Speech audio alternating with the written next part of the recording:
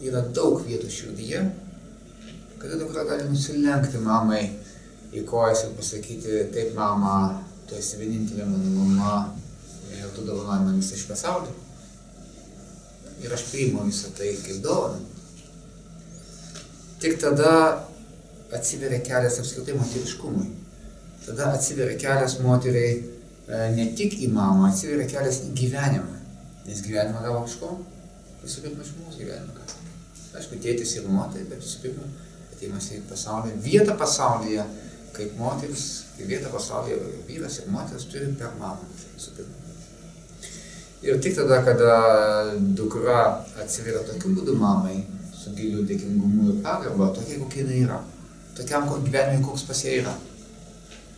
Net jeigu jos gyvenimas buvo apipildytas pykčio, nuoskaudos, baimių ar, sakysim, vyriškumo.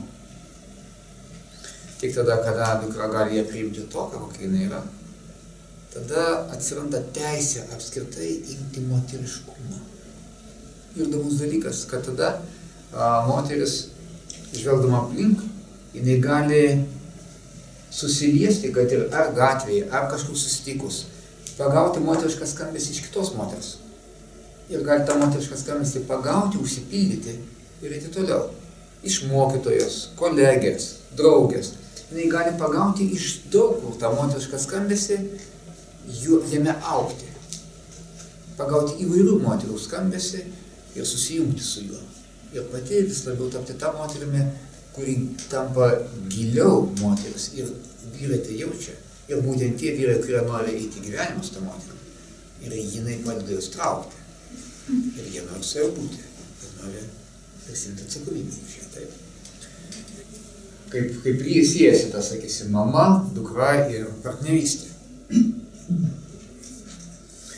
Taip pat, aišku, viena pusė, kad jinai turi būti pati moterimi, kuri gali priimti ir pritraukti tokius vyrus, kad jinai pati pastebėti gali tokius vyrus. Tarp kitko, iš praktikos galiu taip pat pasakyti, kad po tokių tam tikrų terapinių žingsnių, kuriuos mes su konsteliacija ir kitais būdais darome, kada moteriai pavykdavo padėti atrasti mamą savyje, taip, nutiesti tą tiltą į mamą. Ne viena yra man pasakęs, vėliau pusimo vėlesnėse konsultacijose, seminaruose, sako keista, aš pradėjau matyti kitokius vyrus. Ir man jie pradėjo darytis įdomus. O anksčiau, sako, buvo tokie, kuriais ten, taip ir buvo klausimas,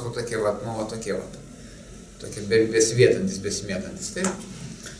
O sako, kaip aš užduodu savo klausimą, kaip aš anksčiau nepastebėjau, kad tie vyrai, jie visą laiką kažkaip buvo šitoje organizacijoje, darbo kolektyve kažkur, bet aš jų net nemačiau.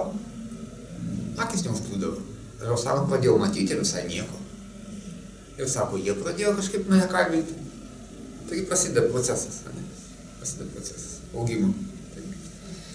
Ir tai yra, kaip sakau, ne vieno atvejo situacija.